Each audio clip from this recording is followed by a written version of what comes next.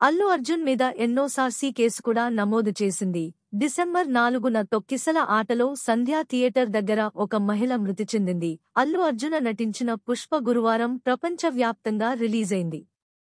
అయితే అంతకు ముందు రోజే అంటే బుధవారం డిసెంబర్ 4 బెనిఫిట్ షోస్ పడ్డాయి. హైదరాబాద్లోని ఆర్టీసీ క్రాస్ రోడ్స్లోని సంధ్య థియేటర్లోనూ పుష్ప 2 ప్రీమియర్ షోస్ ప్రదర్శించారు. సాధారణంగానే ఈ థియేటర్కు సినీ అభిమానులతో పాటు సాధారణ ప్రేక్షకులు భారీగా వస్తుంటారు. అలాంటిది అల్లు అర్జున్ కూడా వస్తున్నాడని తెలియడంతో సంధ్యా థియేటర్ దగ్గరకు భారీ సంఖ్యలో అభిమానులు వచ్చారు. వారిని అదుపు చేసేందుకు పోలీసులు లాఠీ ఝుళిపించాల్సి వచ్చింది. అయినా పరిస్థితి అదుపులోకి రాలేదు. ఇదే క్రమంలో తొక్కిసలాట జరగడంతో పుష్ప 2 వీక్షించడానికి వచ్చిన రేవతి, ఆమె కుమారుడు శ్రీతేజ కింద పడిపోయారు. పోలీసులు వారిని గమనించి సిపిఆర్ చేసినప్పటికీ ఫలితం దక్కలేదు. దగ్గర్లోని ప్రైవేట్ ఆస్పత్రికి తరలించగా చికిత్స పొందుతూ రేవతి కన్నుమూసింది.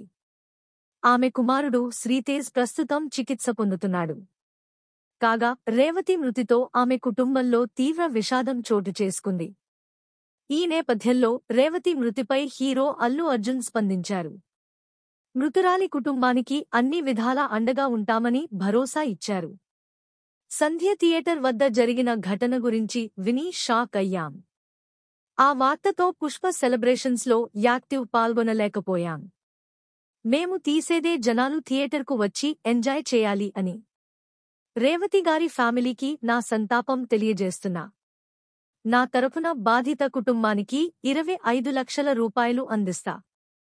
అలాగే మా టీం నుంచి ఇంకా ఎలాంటి సాయం చేయడానికైనా సిద్ధంగా ఉన్నాం. వారికి నా వల్ల అయినంత సాయం చేస్తాను.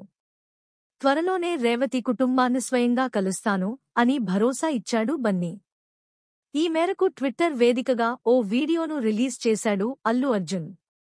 ఈ వీడియో మీకు నచ్చినట్లయితే లైక్ చేసి మీ ఫ్రెండ్స్తో షేర్ చేసుకోండి. మా ఛానల్ సబ్స్క్రైబ్ చేసుకోండి.